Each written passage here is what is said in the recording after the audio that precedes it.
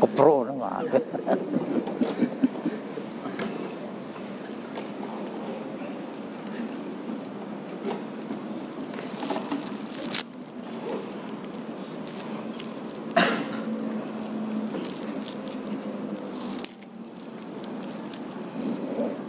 Bismillah. Masyaallah.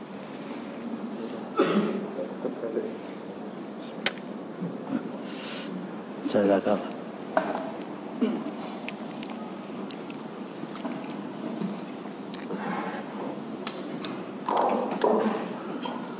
Assalamualaikum warahmatullahi wabarakatuh.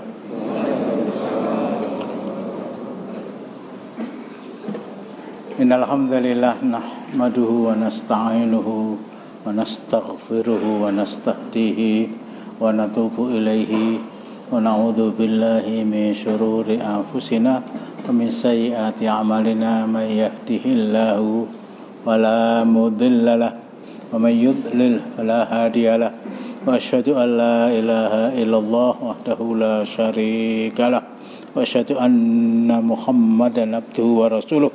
Ya ayyuhalladzina amanu taqullaha haqqa tuqatih wa la tamutunna illa wa antum muslimun.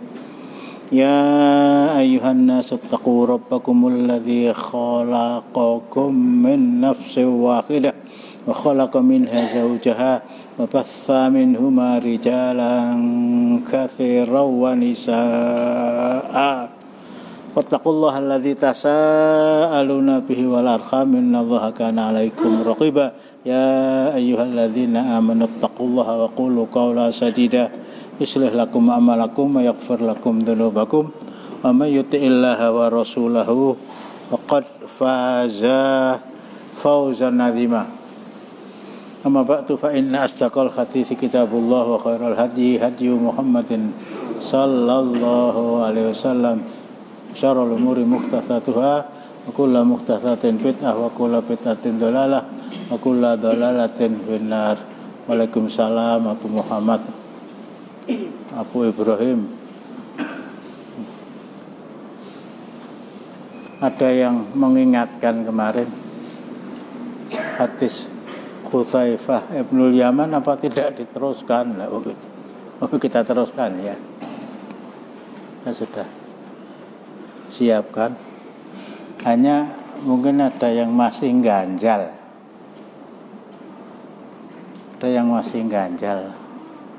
Konon 90% penduduk Indonesia itu beragama Islam.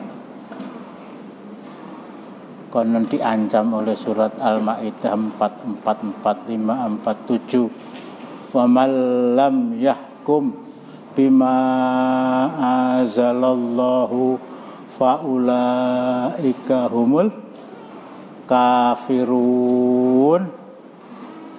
45 faulaika humuz zalimun.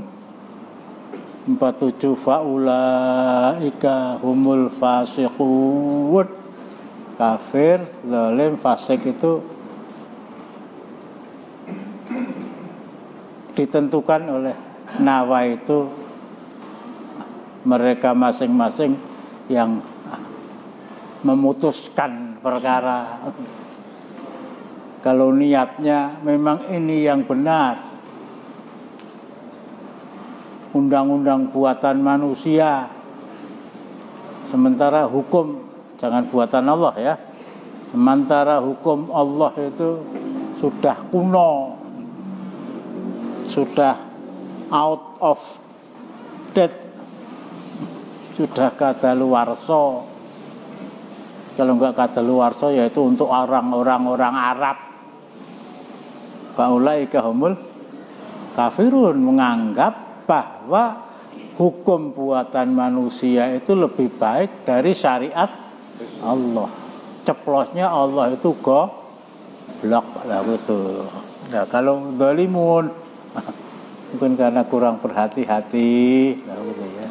Akhirnya memutus keliru, bisa saja zalim, bisa saja fasiqun, tidak paham tetapi rumangsa keminter.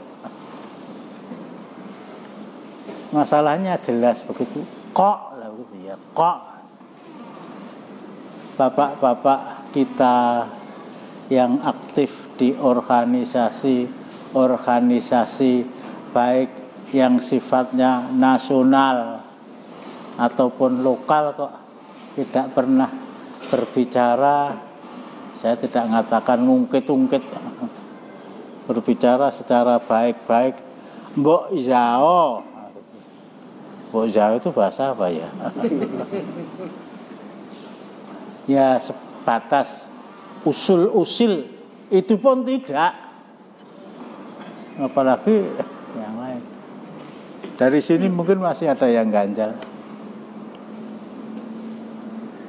atau orang nyambung mungkin lagi teko pisanan iki.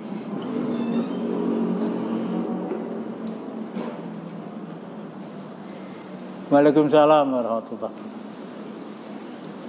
Silakan. Sudah?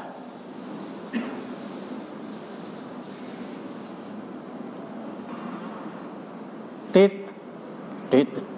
Nah. Iya. Beberapa orang ketika sholat itu ketika melewati ayat-ayat tasbih itu membalas jawaban. Agak keras. Kalau ketika sholat itu ada beberapa di antara masyarakat Jawa Barat itu menjawab ayat itu. Jadi misalnya surat Al-Duha itu yang akhirnya yang sangat itu tidak dengan Alaihi masalam itu. atau misalnya Iya, terus alaihi masalam gitu kan. Terus gimana? Itu pasal berapa? Undang-undang KUHP pasal berapa?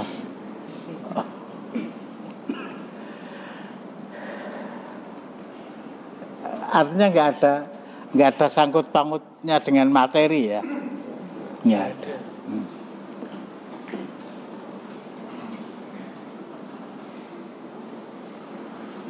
Pemahaman umat.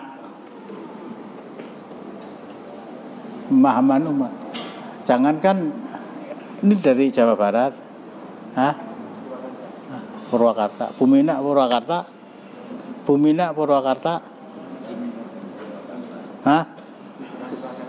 oh, Bumina Purwakarta. Oh, jare Sunda kok ora mudeng Sunda. Terlalu lama di jalan. Damang mamang. Mboten iki.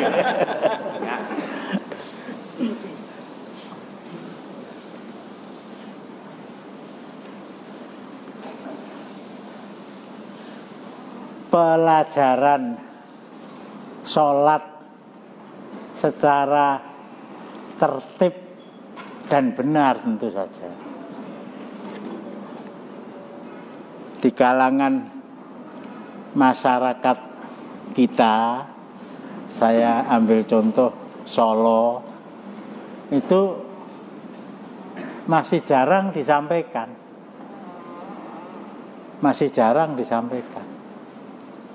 Betul. Jadi Allahu Akbar diterangkan secara saja ya.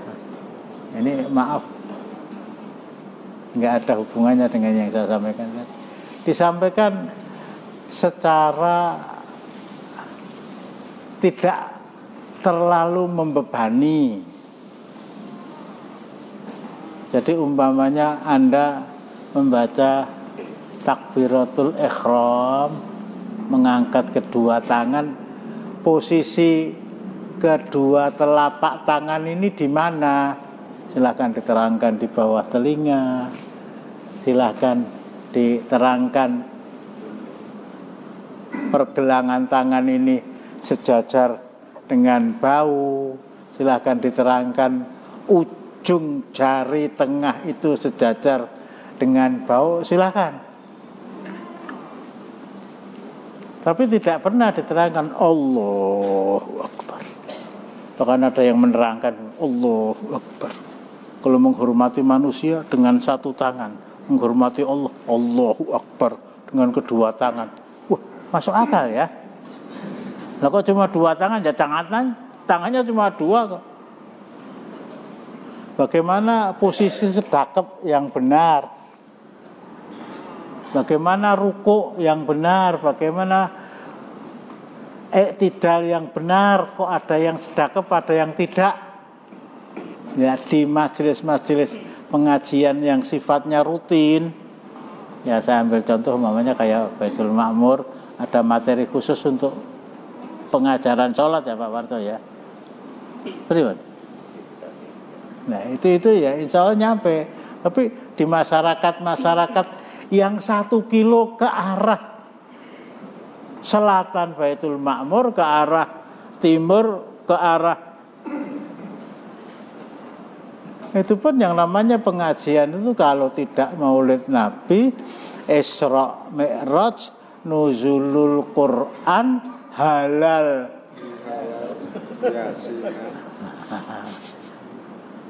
Jadi kalau masih ada yang seperti ditanyakan tadi, suhufi Ibrahim wa Musa alaihimassalam. Waalaikumsalam warahmatullahi wabarakatuh. Bukan alaihimassalam, alaikumussalam 2 orang.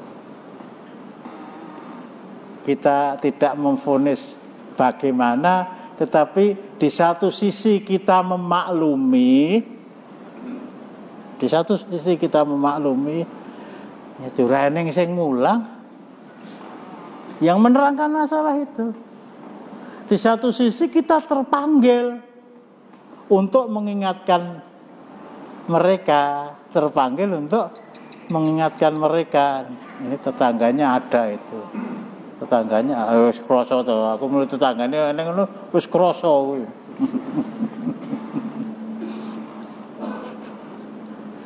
Masjid mana Pak Husain itu? Tonggomu masjid ngendi?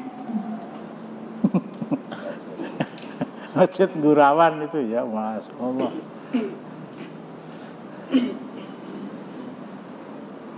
Ya dari satu sisi, masyaallah, kemarin kita singgung sedikit itu ya. Tidak bisa kita memvonis secara hitam putih.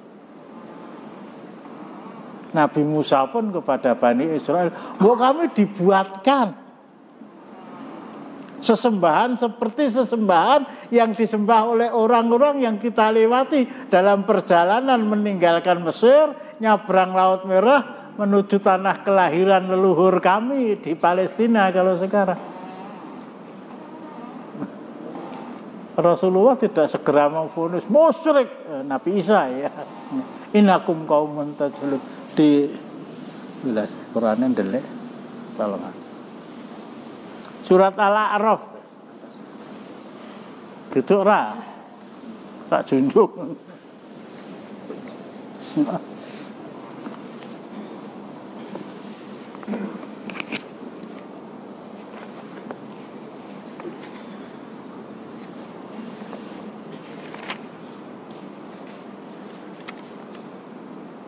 Ayatnya 137.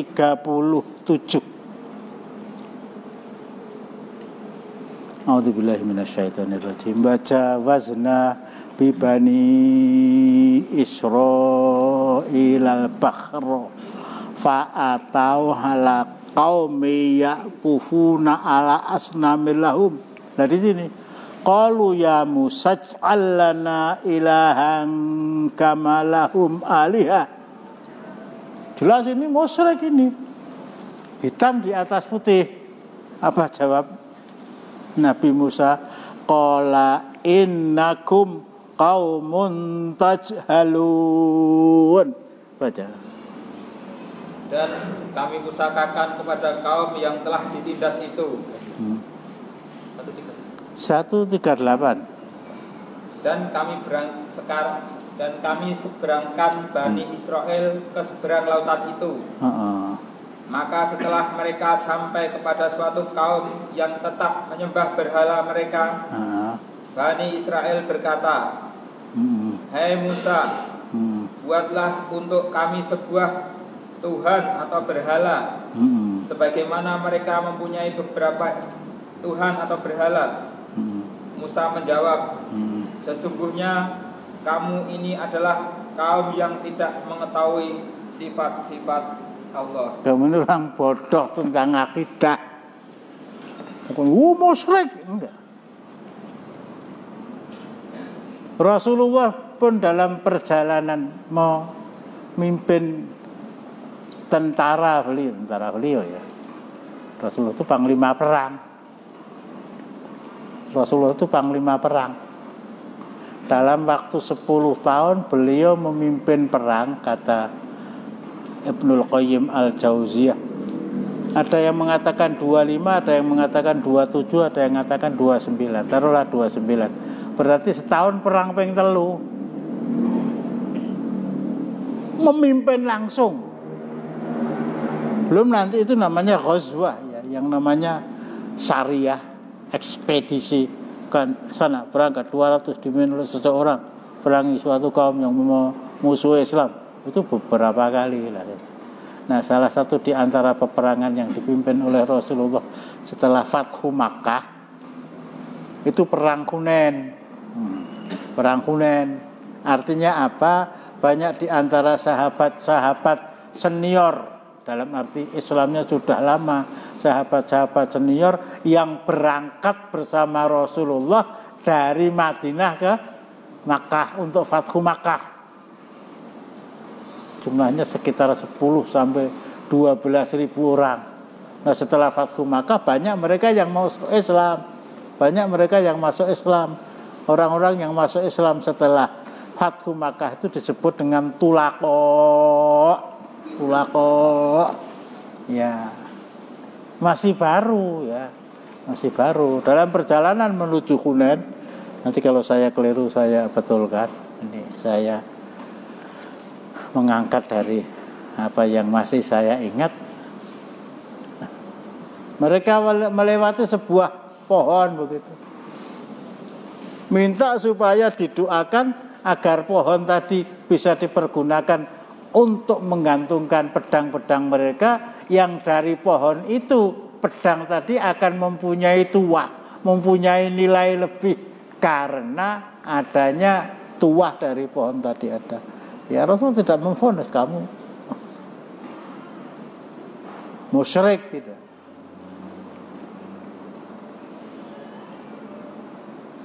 Allah yarham Dr. Abdullah Azam Syahid. Itu ketika masuk ke Afghanistan, meninggalkan kampus beliau sebagai seorang guru besar di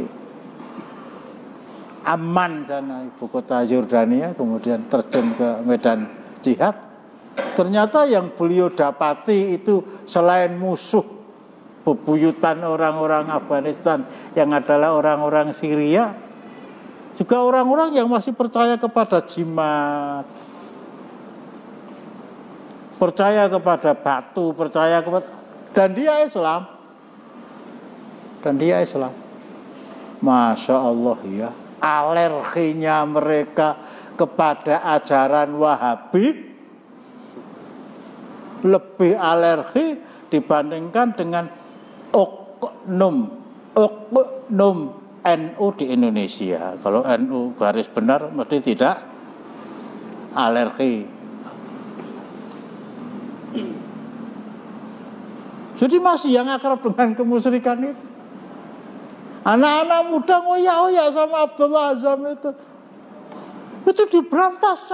Iya, berantas itu sungai di Jawa Timur, ning ora liwat Lumajang.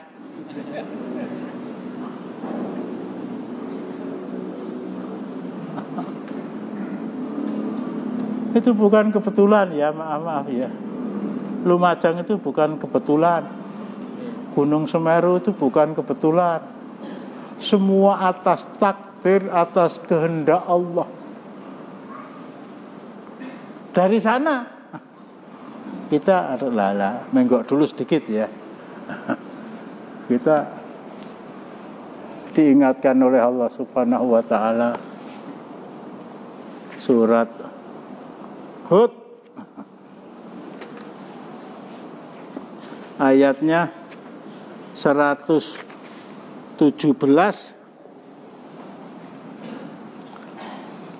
A'udzubillahi minasyaitonirrajim. Ma kana rabbuka liyuhlikal qura bidzul wa ahluha muslihun. Ora nggawa sapal buka akhir 117. Dan Rabbmu sekali-kali tidak akan membinasakan negeri-negeri secara zalim. Sedang penduduknya orang-orang yang berbuat kebaikan. Sekali lagi ya. Dan Rabbmu sekali-kali tidak akan membinasakan negeri-negeri secara zalim. Sedang penduduknya orang-orang yang berbuat kebaikan. Orang-orang yang berbuat kebaikan. Lah, apa kita harus nuduh mereka tidak berbuat kebaikan? Ya jangan. Apa kita mengatakan bahwa ayat 117 ini keliru, tambahan dari Ka'ab bin Malik? Lagi ya, surat ke 28, surat ke 28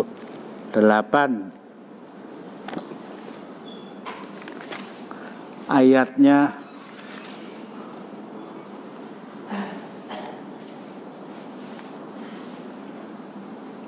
59.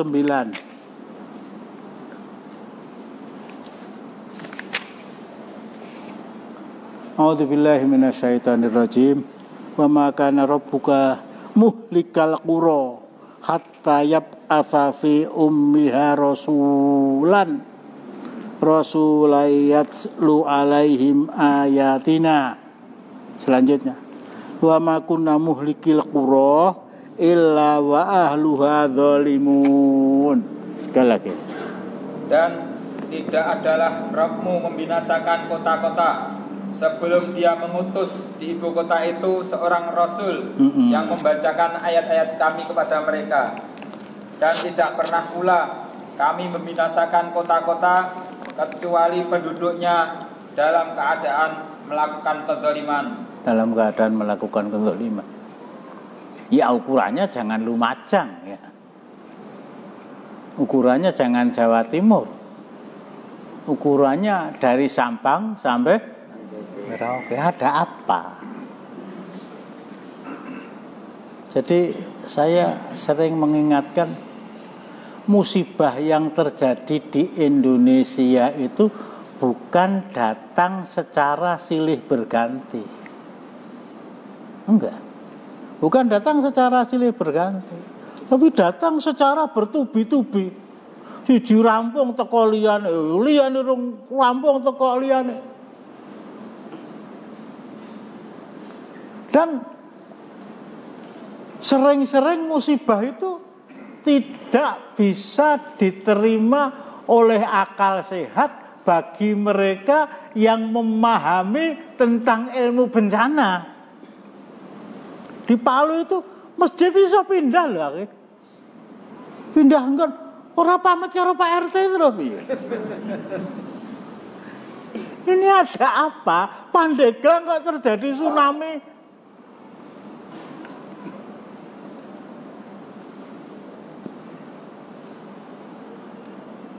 Apalagi Aceh ya.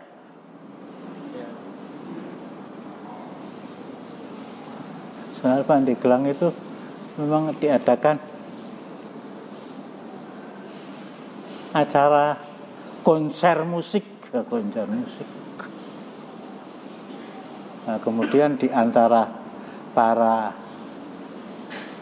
pemain musik dan penyanyi tadi ada yang terbawa arus dan meninggal. Salah seorang di antaranya adalah warga Ponorogo. Apa kata bupatinya ini? Si A, si pemain musik ini mati syahid. Betul, takon ada orang ngantil. mati syahid karena dia telah berusaha untuk mencari nafkah dengan jereng.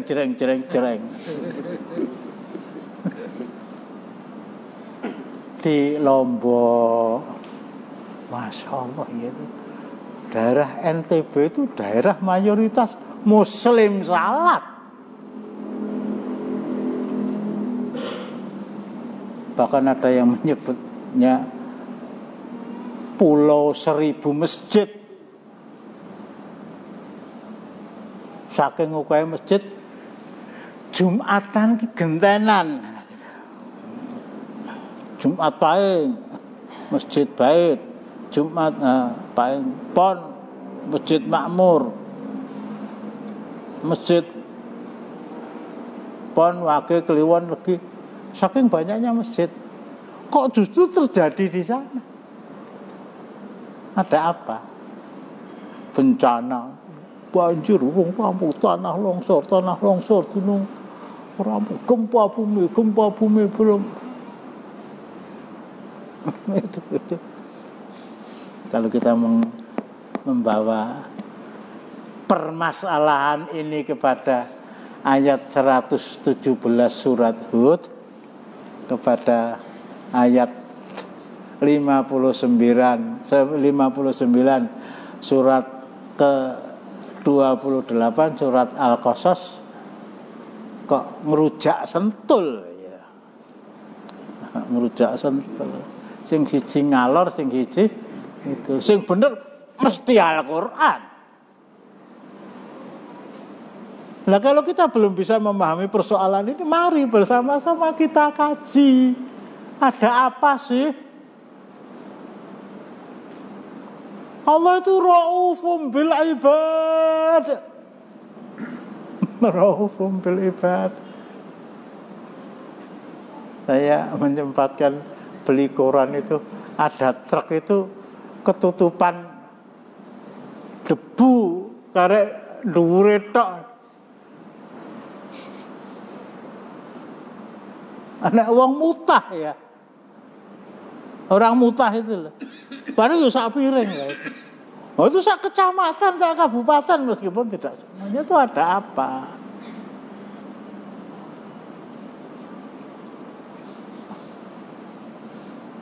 Saya dengarkan di radio, saking banyaknya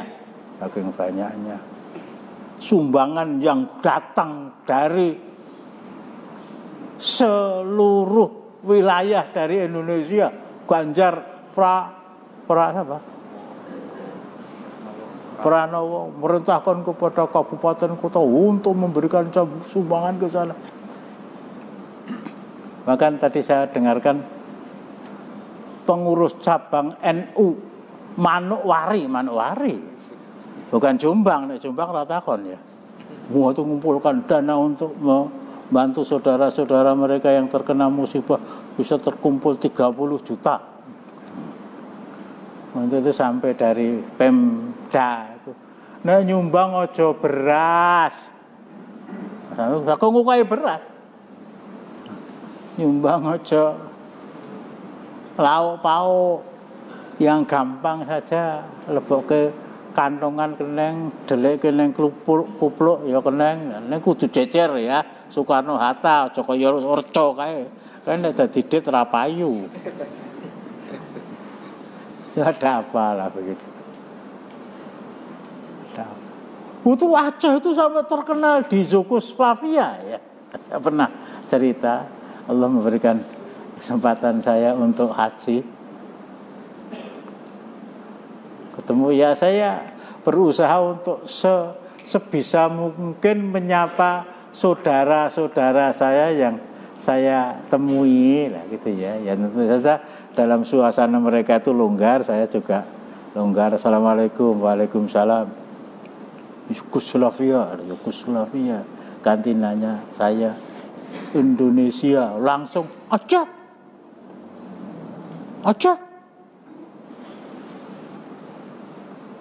Keprihatinan mereka ya. Penduduk hampir separuh warga kota Solo dalam hitungan menit dalam hitungan jam meninggal. Ini ada yang tadi ikut menjadi relawan di sana, siapa namanya? Yang pernah ke Aceh itu, tolong akhi. Jadi saya ngomong ada saksinya itu. Sing salate telatmu lho.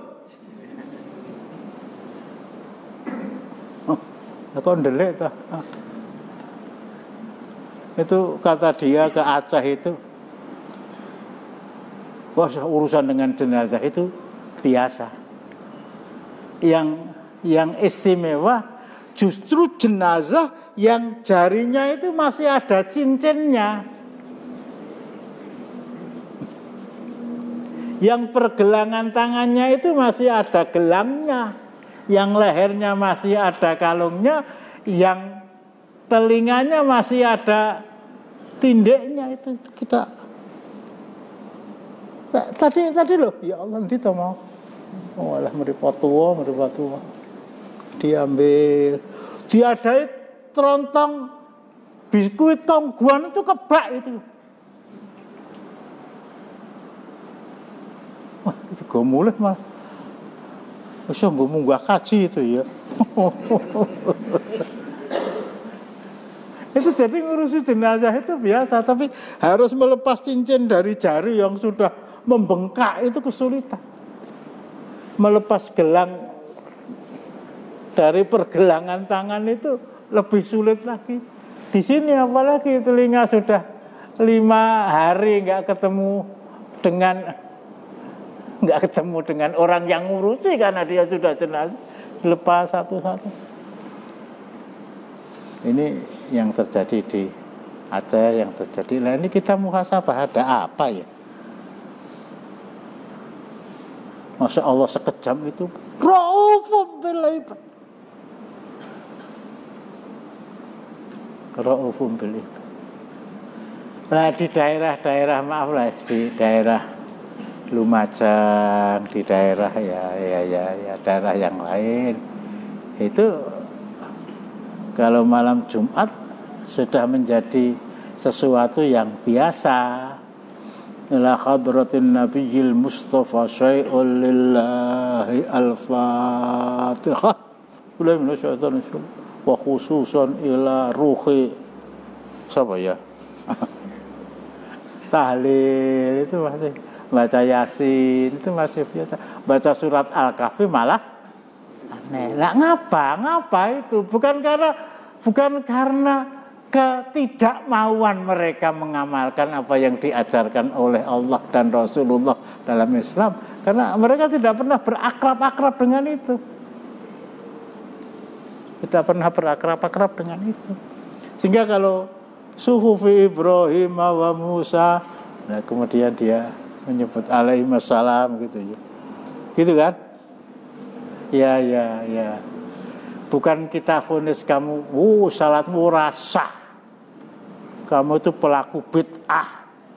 Kullu bid'atin dolalah wa kullu dolalatin dibakar ning neraka kaya wong bakar jagung kayak. Enggak nanti dulu.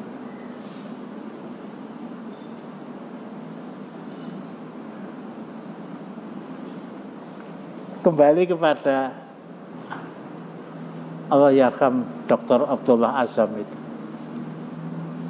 Suasananya itu suasana Islam, ruhul jihad, Masya Allah ya. Rusia saja dibikin terkencing-kencing kok itu. Ruh jihadnya orang-orang Afghanistan. Tapi dalam soal kehidupan mereka beribadah sehari-hari, Allah yarham Dr. Abdullah Azam itu gedek-gedek. Gedek-gedek itu, sebelum tak balik yang Yordania sana, jadi dosen itu belanja sekarang madang turu udut. Nah udut ya ora ya betul ya.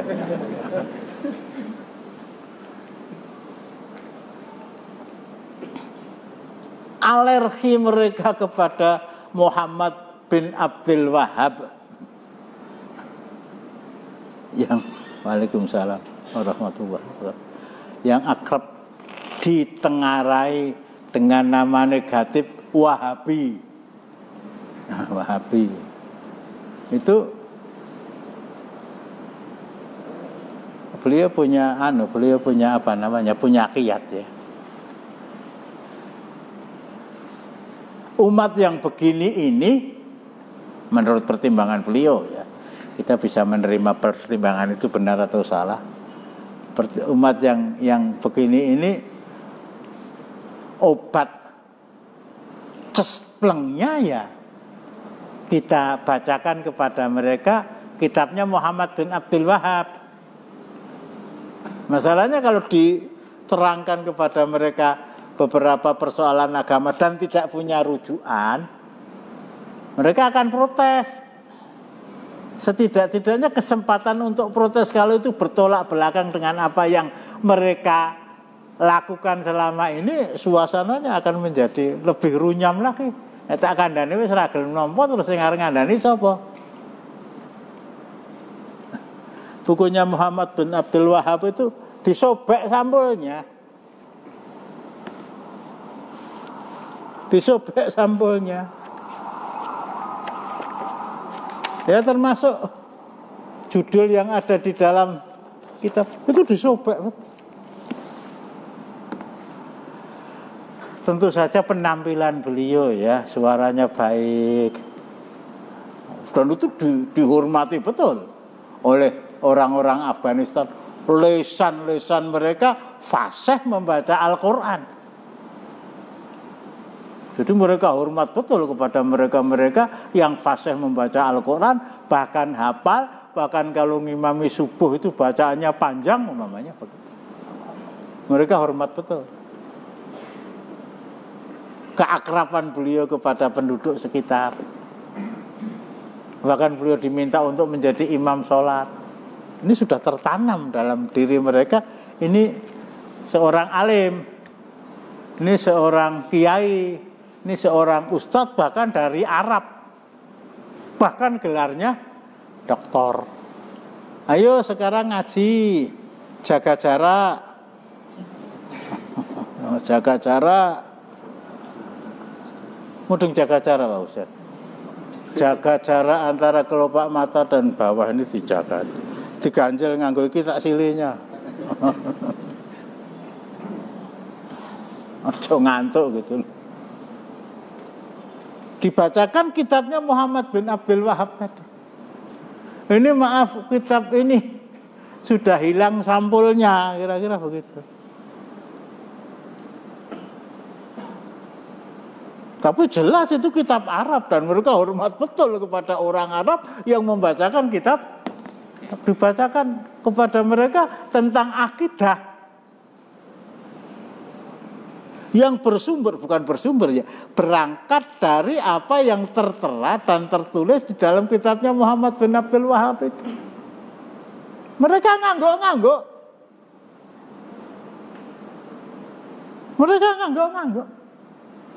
Mereka geleng-geleng itu ketika judulnya diketahui padahal judulnya disembunyikan.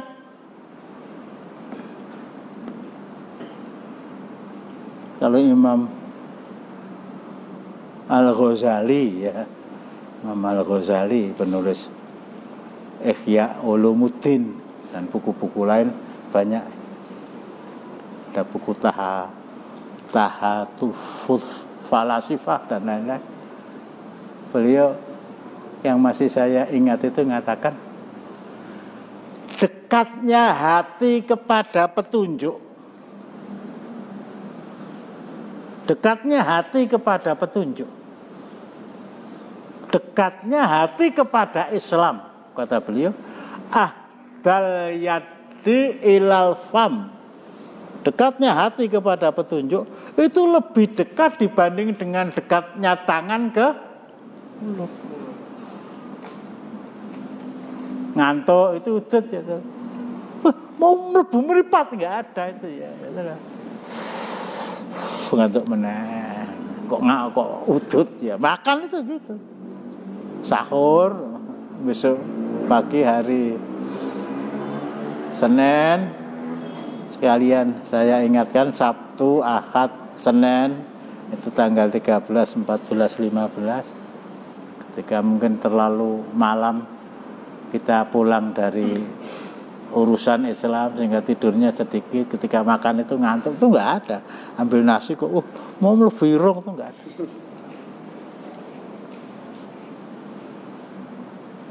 Ahdaliyati ilal fam, lebih dekat dibandingkan dengan dekatnya tangan ke mulut.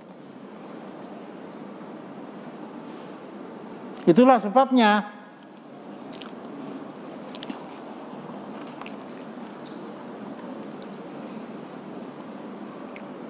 di antara riwayat yang berkisah setelah Rasulullah pulang dari Gua Hira mendapatkan wahyu pertama, Iqra bismi rabbikal ladzi khalaq, dan seterusnya. Beliau pulang kemudian kepada istrinya Khadijah binti Khuwailid radhiyallahu anha, 3 manusia paling mulia. 1 Asiyah binti Muzahim, istrinya Fir'aun. 2 Maryam binti Imran, ibunya Nabi Musa. 3 Khadijah binti Khuwailid. Kamula minar rijal kathirun, laki-laki yang imannya sempurna itu banyak. Para nabi yang 25 paling tidak. Tapi wanita itu baru 3. Asiyah, Maryam, Khadijah. Dan perbedaan antara Aisyah, nah ini supaya wong gumu aja keplok-keplok, Aisyah ora katut lah gitu ya. Fadlu Aisyah, keutamaan Aisyah dibandingkan dengan keutamaan semua wanita. Bahkan ada yang mengatakan termasuk Asiyah binti Muzahim, termasuk Maryam binti Imran, termasuk Khadijah binti Khuwailid, seperti sarid. Sarid itu tepung gandum yang paling nomor 1. Kalau beras jelanggu ya rojo lele lah gitu ya. Yang masak dicampuri dengan daging nomor 1, dimasak oleh tukang masak yang paling pinter, sehingga masya Allah mlebu itu kepengen yang penculut yang gulu gitu loh ya. Nang eman-eman kan, itu saya enak lah. Itu Aisyah itu seperti itu. Lah wanita-wanita yang lain itu seperti makanan yang lain tuh, beras teteren, beras beras aking dan seterusnya. Di PP itu sego aking itu. Ini mestinya di depan rumah setiap muslim saya ingatkan kepada akhwat itu, ojo nganti eneng keranjang sampah yang di sana ada nasi, yang di sana ada kerupuk, yang di sana ada sayur. Ketika Pak ke di PP, walah digoreng dadi cengkaruk enak banget ya. Tahu ngerasa gak Pak Adi?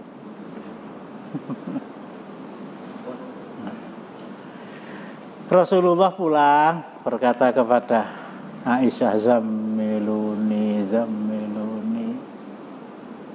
diselimuti. Masya Allah ya, istri setia itu. Seminggu pisan, 10 dina pisan, teko-teko orang godet malah njuk kemul. Mungkin ya, kalau Khadijah hari ini mungkin begitu ya. Nah, diselimuti terus akhirnya dia mendatangi Waraqah bin Naufal. Akhirnya salah satu di antara riwayat yang saya pernah terima itu ketika Khadijah kembali, Rasulullah itu sedang sholat. Nah, sholatnya gimana ya? Jelas diajari oleh Allah, diajari oleh malaikat Jibril. Jangankan sholat, Nabi Yusuf itu ora tau kuliah ning fakultas ekonomi. Nabi Yusuf itu nggak pernah kambon UNS, nggak pernah kambon Utrecht University, nggak pernah kambon. Tapi ketika raja menawarkan kepada jabatan, coba kita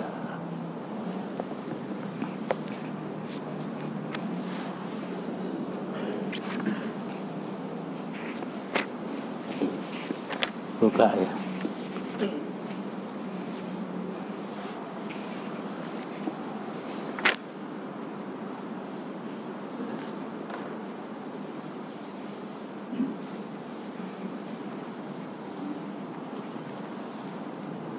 Ayat 54 dan 55. Wa qala al-maliku tuni bihi astakhlis li nafsi falamma kallamahu qala innakal yauma lataina makinun amin qala ij'alni ala khazainil ardi inni hafizun alim. Baca. Dan raja berkata, bawalah Yusuf kepadaku, agar aku memilih dia sebagai orang yang rapat kepadaku.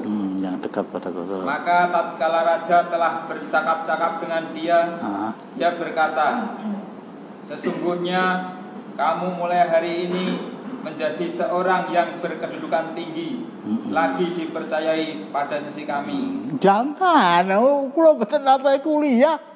Maksudnya kan begitu ya, nggak pernah berhubungan dengan para sarjana winases. Tapi apa jawab Nabi Yusuf?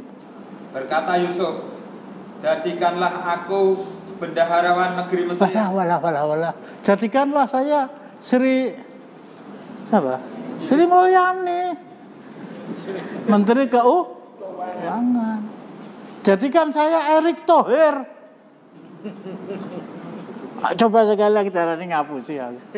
Berkata Yusuf, jadikanlah aku bendaharawan negeri Mesir. Sesungguhnya aku adalah orang yang pandai menjaga, lagi berpengetahuan. Dari mana kamu kuliah? Jadi maaf kalau Rasulullah kok salat itu yang ngajari siapa? Yang nanya-nanya itu orang kurang ajar. Rasulullah salat, nah ini materinya ke sini. Ketika beliau sedang sholat, Khadijah pulang. Ki ngopo to bapak iki? Bapaknya anak-anak ini ngapa lah? Loh, kok dingklo, lo kok ngatek meneh, lo kok wis adzan. Lo kok mencium tanah, duduk. Kalau sholat ya kita khusnudzon sholat Rasulullah seperti yang kita laksanakan hari ini setelah Assalamualaikum dipanggil. Allah telah mengangkat saya sebagai Rasul, sebagai Nabi. Kalau kamu mau silakan beriman, kalau tidak ya silakan. La ikraha fiddin. Saya beriman. Yo karwane kok. Daraballahu mathalan lil ladzina kafaru imra'atan Nuhin wa imra'atan Lut kanata tahta abdaini min ibadina sholihaini. Nanti kalau ayat itu dibaca oleh Ustadz Tayyib, tadi sudah di permulaannya sudah baca surat At-Tahrim, nanti kelanjutannya baca itu nanti. Suaminya itu nabi, bukan hanya nabi, rasul, bukan hanya rasul, ulul azmi. Nabi Nuh. Lah kok istrinya beguguk mutawaton, Nabi Lot juga begitu. Jadi bukan karena Khadijah itu istri Rasulullah, tapi karena dia melihat, bahkan mendengar berita, taruhlah kata orang bocoran dari pamannya, suami kamu itu akan menjadi nabi, suami kamu itu diangkat oleh Allah menjadi nabi. Nanti saya kalau diberi usia oleh Allah panjang, saya akan menjadi orang yang pertama kali menyatakan keislaman saya. Ya, beberapa ahli sejarah mencatat Warokoh itu sebagai salah seorang yang telah beriman kepada Rasulullah. Khadijah beriman. Ahdaliyati ilal fam. Lebih dekat dibandingkan dengan dekatnya tangan ke mulut. Ali datang waktu itu. Setelah itu ya, Rasulullah bersama Khadijah. Setelah Khadijah masuk Islam, kemudian sholat bersama Rasulullah. Ali masuk kamar. Ki ngopo to wong loro iki? Sing siji ndingklo, mburine melu ndingklo, sing siji ngatek lah dan seterusnya. Selesai diawe sama Rasulullah. Allah telah mengangkat saya sebagai nabi. Kalau kamu ini masih Abdullah ini masih dirijal.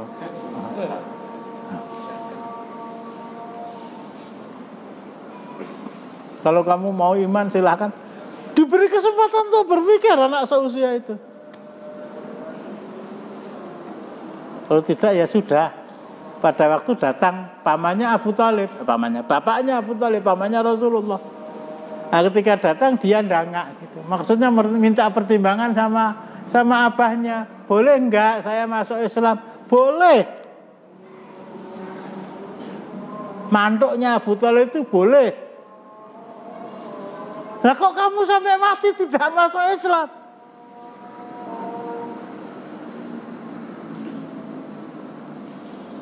Abu Thalib itu nganggap memperbolehkan anaknya masuk Islam. Wah, ini resiko besar itu. Bertentangan dengan mayoritas penduduk Makkah. Tapi karena dia meyakini ini kebenaran, diperbolehkan. Lah kok kowe dhewe ya bantah. Sakser to. Dokter spesialis penyakit dalam ya paru-paru ngelengke aja utut. Aja utut. Wis rampung mlebu kamar. Ada enggak? Oke. Saya suatu ketika itu menemui seorang profesor doktor yang rumahnya dekat masjid sebelah barat Masjid Istiqomah itu. Profesor doktor siapa itu? Hah? Oh bukan. Profesor Pak Doktor Martulus belum. Sucipto lah, sing tuwek malah mudhek. Itu kerja di Kasih Ibu itu kerjanya ngeronson orang dan ngetik. Radiolog ya. Ngetik hasil ronson ini karo udut.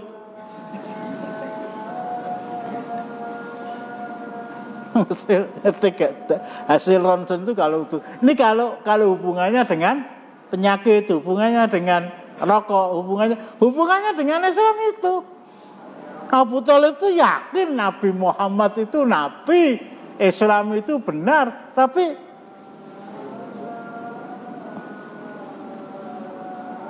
ya amikul la ilaha illallah ketika Rasulullah menjenguk Abu Thalib dalam keadaan sakit ya. Di sana ada Abu Umayyah dan Abu Jahal yang ikut. Ya amikul la ilaha illallah. Paman ucapkan la ilaha illallah, hati paman itu sudah penuh dengan la ilaha illallah.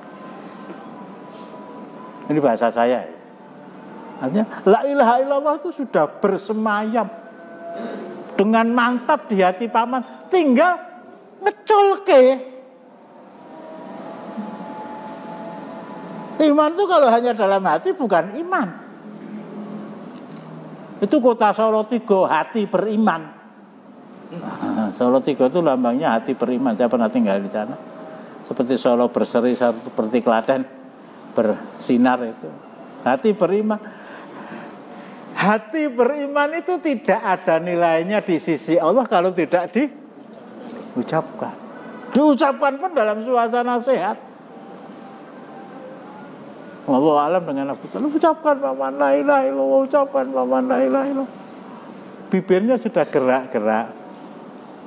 2 orang setan alas itu ya. Arahibun anta ammillati Abdul Muthalib. Apa kamu sudah bosan, sudah benci kepada agama bapak kamu Abdul Muthalib? Diam. Diulang lagi. Oh ini berpacu dengan waktu. Hitungannya bukan hanya menit, tinggal detik. Paman ucapkan paman. Kira-kira begitu. Bibirnya mau gerak-gerak lagi 2 setan desa itu. Padha wae setan alas, setan desa. Setan alas yang digodho sapa ya? Nah setan desa kok. Akhirnya bal mata ala millati Abdul Muthalib. Ahdaliyati ilal fam. Hatta kalau saya ambil contoh yang paling gampang, Fir'aun lantang secara vokal, ana rabbukumul a'la, saya Tuhan kamu yang paling tinggi, yang maha tinggi. Itu hati dia itu mengakui, aku yakin, bolokin Pak Mustalqin nek Musa ki nabi. Buktinya hatta idza adrakahul gharaqu, terapung-apung di laut merah, sejauh mata memandang ke depan, ke belakang, ke kiri, ke kanan, yang ada air dan tidak ada seorang pun yang bisa menolong. Yakin, seyakin-yakinnya beberapa saat lagi saya akan mati. Amantu. Surat Yunus ayat 90. Amantu annahu la ilaha illalladzi amanat bihi banu Israil wa ana minal muslimin. Itu Fir'aun itu ketika akan mati, asyhadu alla ilaha illallah wa asyhadu anna Muhammadar Rasulullah. Tolong dibaca ya ora nggawa. Oh lah rakyat seperti 90 surat.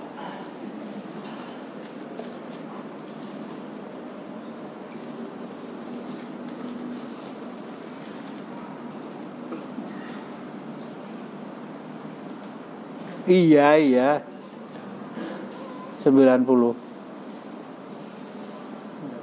Iya songo karo 0.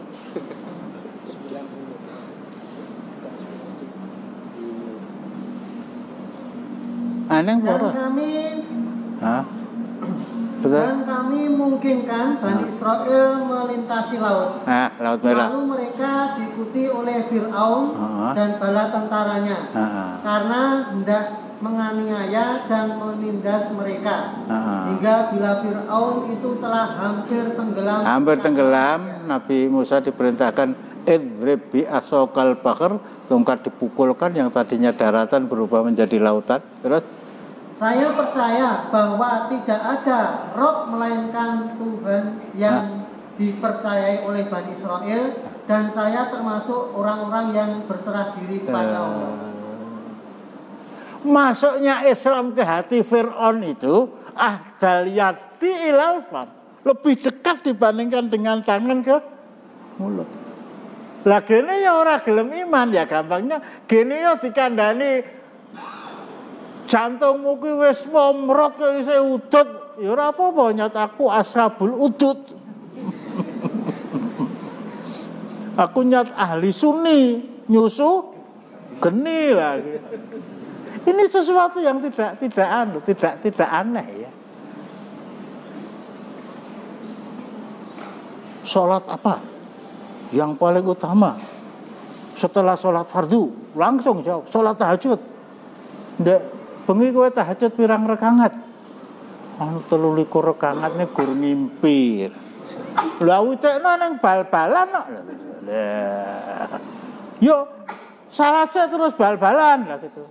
Apa bal-balan terus sholat? Lebih baik tidak sholat dan tidak bal-balan. Kehidupan setelah isya sampai subuh itu cuma 2, tidur atau sholat dan lain-lainnya. Sampai hari ini ya bapak-bapak kita yang belum mengusulkan bahwa syariat Islam itu ditegakkan di Indonesia, kok jangan cuma di Aceh. Mereka juga mengakui, menerima kebenaran. Wah, aku ngusul ke terus aku dipecat piye. Semuanya Abu Thalib, Fir'aun, Abu Jahal yang mengakui ke Rasul. Abu Jahal itu mengakui ke Rasulullah Muhammad. Pernah saya terangkan ya. Kamu percaya kalau Muhammad itu nabi? Oh percaya. Abu Jahal lagi ini ya. Habis jabatan strategis di Makkah itu semuanya dikuasai oleh keluarga Muhammad, Bani Hashim. Si Koyah ngurusi air Zam-Zam, Bani Hashim. Hijabah ngurusi pintu Ka'bah, memegang kunci, Bani Hashim. Liwa bendera perang, Bani Hashim. Sekarang ada jabatan lagi yang lebih tinggi namanya kenabian, dan yang memegang Muhammad itu Bani Hashim. Lah kita ini dapat bagian apa? Karena kecemburuan dia itulah akhirnya saya pilih tidak percaya kalau Muhammad itu nabi daripada tidak punya jabatan di dunia. Kabeh itu dunia. Jadi terakhir ya Ki ya. Ya. Hari ini mudah-mudahan apa yang saya sampaikan salah ya. Mudah-mudahan apa yang saya sampaikan salah. Kullu bid'atin dhalalah itu jelas benar. Tetapi kalau kita pergunakan untuk memvonis orang, ojo makmum, kuwi gane tahlilan. Kuwi dhalalah. Itu bid'ah, tempat tinggalnya neraka, salatmu ora sah. Jangan ngomong ini dulu lah. Bahwa kullu bid'atin dhalalah wa kullu dhalalatin finnar itu iya. Tapi suasana umat itu perlu untuk dikasihani. Sehingga orang-orang yang begitu itu diprovokasi oleh setan, oleh demit, setan das ireng, setan das putih, rambutnya wis putih apa. Itu gampang banget. Gampang banget. Dari sanalah kiat yang diambil oleh Allah yarham Dr. Abdullah Azam itu, bukunya disobek, diterangkan, dibacakan. Nah orang tuh kalau sudah melihat buku dan tebal apa ya percaya. Nah setelah percaya sudah diamalkan, mungkin ya. Jadi kalau saya boleh ngangen-ngangen, di sini tukang jilid di mana ya akhi ya? Mau apa tuh Ustaz? Mau jilidkan kitab saya ini loh. Dek ben tak suwek sama saya tak balik ke. Lah yang ngarang siapa loh? Muhammad bin Abdul Wahab itu. Iya. Nanu aku ora percaya. Enggak, menerima. Karena sudah dijelaskan. Nah di sini sulitnya, bukan sulitnya ya. Harus tobakon antobaknya memahamkan umat tentang kebenaran yang berhubungan dengan masalah-masalah yang sangat rawan, yang namanya syirik, yang namanya bid'ah, yang namanya suhufi Ibrahim wa Musa. Ya sudah. Ada bahkan waladdallin Rabbighfirli wali walidayya waliman takhol. Bahkan baca ayat terakhir surat Nuh itu. Rabbighfirli wali walidayya. Amin. Kuwi itu ilmu kok ngendi?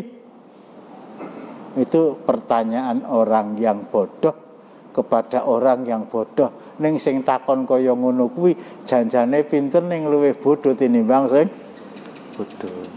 Lah gimana? Ya inilah realitanya seperti itu, kenyataannya seperti itu. Malam minggu tekan ngendi ya. Gitu ya.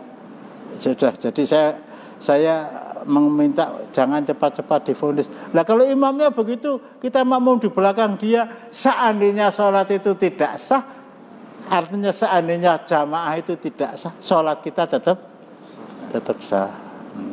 Usalli fardhal isya'i arba raka'atin mustaqbilal qiblati. Baleni menah lah gitu. Ragu-ragu. Usalli fardhal isya'i salah raka'atin ngopo? Arba raka'atin.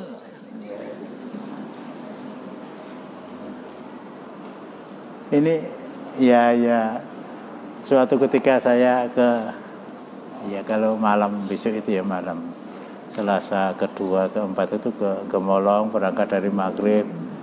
Isanya di jalan. Suatu ketika mau sholat di Masjid SMK Muhammadiyah itu ambruk, masjidnya ambruk itu sebelah kiri jalan itu. Sholat di mana? Anu itu ada masjid di tengah kota, tapi imamnya NU. Bismillah. Saya masuk gitu, terus ya tahiyatul masjid, terus kamat, monggo kiai.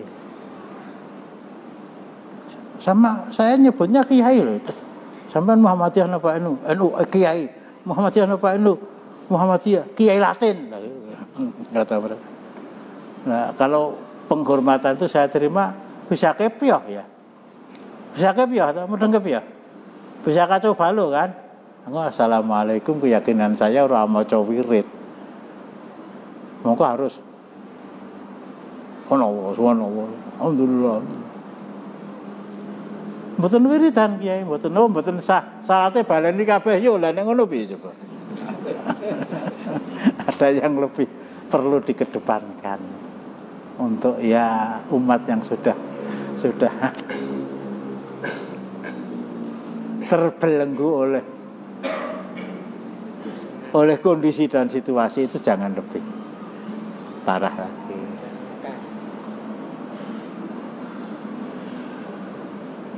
Yang lain cukup. Sudah, ini masalah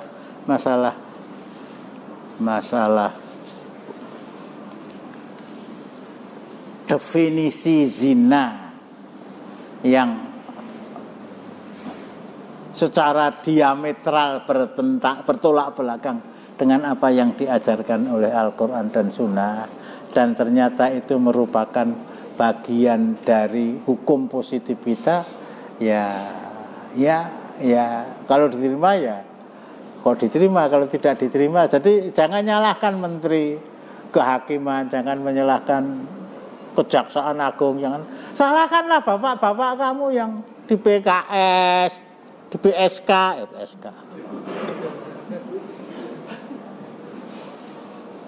di P4 sudah nggak ada ya, di Banpin itu, salahkan mereka. Kamu tuh di DPR, salahkan bapak-bapak kita di organisasi. Kok bapak tidak mengusulkan seperti itu? Lah aku sebenarnya kepilihnya terus piye lah, itu masalahnya masalah duniawi ya. Cukup ya. Saya akan lanjutkan insya Allah tentang Ahmad bin Hanbal. Dikit saja.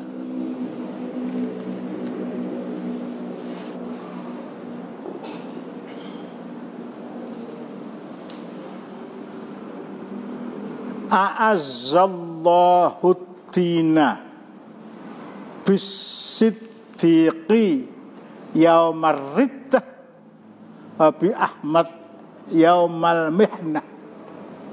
Allah telah memuliakan Islam dengan perantaraan dua orang. Allah telah memuliakan Islam dengan perantaraan dua orang dalam masalah akidah tentu saja ya. Siapa itu?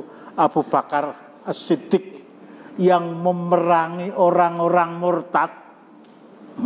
Programnya itu memberangkatkan pasukan Usama, memerangi orang tidak membayar zakat, memerangi orang-orang murtad, pinjam uang ke negara lain, nggak ada urusan. Allah telah memuliakan agama dengan perantaraan As-Siddiq karena memerangi orang murtad, dan memuliakan Ahmad bin Hanbal karena keteguhan dia mendapatkan ujian. Sejak zaman Rasulullah ya ada namanya Ammar bin Yasir. Yasir. Istrinya Sumayyah yang dibunuh bila diimpit batu. Tapi dari kalangan orang-orang setelah Rasulullah, para sahabat, yaitu tabi'in dan tabi'in, tidak ada orang yang ujiannya lebih berat dan lebih lulus. Lebih berat dan lebih lulus dibanding dengan Ahmad bin Hanbal. Kita kaji pekan depan dengan catatan nek utan ora mangkat rapopo. Kita akhiri dengan doa kafarah majelis. Subhanallah. Assalamualaikum warahmatullahi wabarakatuh.